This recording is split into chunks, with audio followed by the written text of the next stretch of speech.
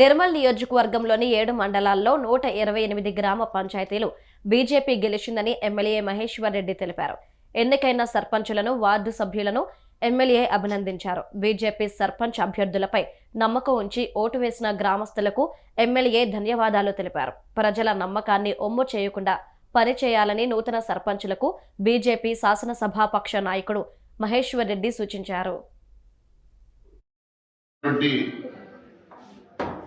సర్పంచ్ ఎన్నికల్లో నిర్మల్ నియోజకవర్గంలో అత్యధికంగా 128 సర్పంచుల్లో 80 సర్పంచులను గెలిపించి భారతీయ జనతా పార్టీకి మద్దతుగా నిలిచి భారతీయ జనతా పార్టీకి బలపరిచినటువంటి 80 మంది సర్పంచులు గెలిపించినటువంటి నా నిర్మల్ నియోజకవర్గ ప్రజలకి, నా సోదర సోదరీమణులకి పేరు పేరున ధన్యవాదాలు తెలియజేస్తా ఉన్నాను.